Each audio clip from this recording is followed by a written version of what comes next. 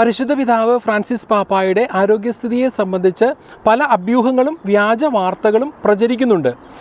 ഇന്ന് ഫെബ്രുവരി മാസം 24-ാം തീയതി രാവിലെ 8:15 പരിശുദ്ധ സിംഹാസനത്തിൻ്റെ ഔദ്യോഗിക മാധ്യമ വിഭാഗം പുറപ്പെടുവിച്ച പ്രസ്താവനയനുസരിച്ച് പരിശുദ്ധ പിതാവ് കഴിഞ്ഞ രാത്രി സമാധാനത്തോടെ ഉറങ്ങി എന്നാണ് നാം മനസ്സിലാക്കുന്നത്. കഴിഞ്ഞ 14-ാം തീയതി, അതായത് ഫെബ്രുവരി മാസം 14-ാം തീയതി കടുത്ത ബ്രോങ്കൈറ്റിസ് മൂലം അദ്ദേഹത്തെ റോമിലുള്ള ജെമല്ലി ആശുപത്രിയിൽ പ്രവേശിപ്പിച്ചതാണ്.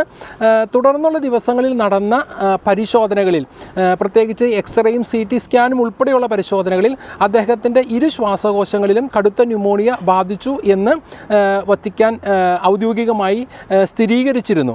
തുടർന്ന് കഴിഞ്ഞ ദിവസങ്ങളിൽ അദ്ദേഹത്തിൻ്റെ ആരോഗ്യസ്ഥിതി കൂടുതൽ മോശമായി, ഗുരുതരമായി തുടരുന്നു എന്നുള്ള വാർത്തയാണ്, സ്ഥിരീകരണമാണ് ഈ ദിവസങ്ങളിലൊക്കെ വത്തിക്കാൻ നൽകുന്നത്. എന്നാൽ ഇന്നലെ വൈകുന്നേരം പുറപ്പെടുവിച്ച മെഡിക്കൽ ബുള്ളറ്റിൻ പ്രകാരം ശനിയാഴ്ച മുതൽ അദ്ദേഹത്തിന് ശ്വസന സംബന്ധമായ പ്രതിസന്ധി ഉണ്ടായിട്ടില്ല എന്നും നമ്മൾ മനസ്സിലാക്കുന്നു. എങ്കിലും അദ്ദേഹത്തിൻ്റെ ആരോഗ്യനില ആശങ്കാജനകം തന്നെയാണ്.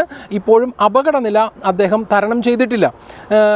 അദ്ദേഹത്തിന് രക്തത്തിൽ ഹീമോഗ്ലോബിൻ്റെ അളവ് വർദ്ധിക്കുന്നതിന് വേണ്ടിയിട്ട് 2 യൂണിറ്റ് രക്തം അദ്ദേഹത്തിന് നൽകി എന്ന് ആശുപത്രി വൃത്തങ്ങൾ സ്ഥിരീകരിച്ചു. ശ്വസനം സുഗമമാക്കുന്നതിന് വേണ്ടി ഓക്സിജൻ സപ്പോർട്ടിൽ തന്നെയാണ് ഇപ്പോൾ അദ്ദേഹം ഉള്ളത്.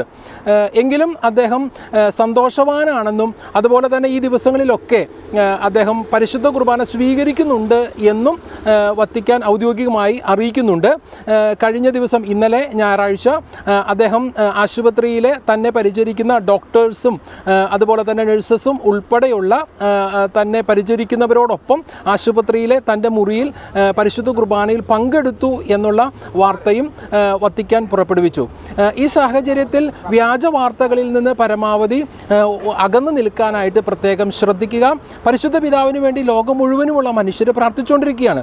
അദ്ദേഹം കത്തോലിക്ക സഭയുടെ പരമാധ്യക്ഷൻ എന്നതിനോടൊപ്പം അദ്ദേഹം ലോകം ആദരിക്കുന്ന ഒരു ആധ്യാത്മിക നേതാവ് കൂടിയാണ്. അക്കാരണത്താൽ തന്നെ ലോകമാധ്യമങ്ങൾ അദ്ദേഹത്തിൻ്റെ ആരോഗ്യസ്ഥിതിയെക്കുറിച്ച് ശ്രദ്ധാലുക്കളാണ്. ലോകം മുഴുവൻ അദ്ദേഹം ആരോഗ്യത്തോടെ വത്തിക്കാനിലേക്ക് തൻ്റെ താമസ സ്ഥലമായ കാസ സാന്ത മാർത്തയിലേക്ക് തിരിച്ചു വരുന്നത് കാത്തിരിക്കുകയാണ്.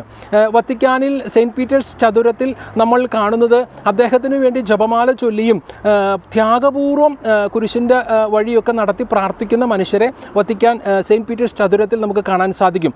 അതുപോലെ തന്നെ റോമിലുള്ള ജെമല്ലി ആശുപത്രിയുടെ മുൻഭാഗത്ത് നടുവിലായി ഉള്ള പരിശുദ്ധ ജോൺ പോൾ 2-ാമൻ പാപ്പായുടെ തിരുസ്വരൂപത്തിന് മുമ്പിൽ തിരികൾ കത്തിച്ചും തങ്ങളുടെ പുഷ്പങ്ങൾ സമർപ്പിച്ചും കുട്ടികളും മുതിർന്നവരും വൈദികരും സന്യസ്തരും ഉൾപ്പെടെയുള്ളവർ എപ്പോഴും ജപമാല ചൊല്ലിയും മറ്റ് പ്രാർത്ഥനകൾ അനുഷ്ഠിച്ചും അവിടെ ത്യാഗപൂർവ്വം കണ്ണുനീരോടെ പ്രാർത്ഥിക്കുന്ന കാഴ്ച നമുക്ക് കാണാൻ സാധിക്കും. അപ്പോൾ ലോകം മുഴുവനും അദ്ദേഹത്തിന് മടങ്ങിവരവ് കാത്തിരിക്കുന്നു. അതോടൊപ്പം അദ്ദേഹത്തിന് വേണ്ടി ശക്തമായി പ്രാർത്ഥിക്കുന്നു.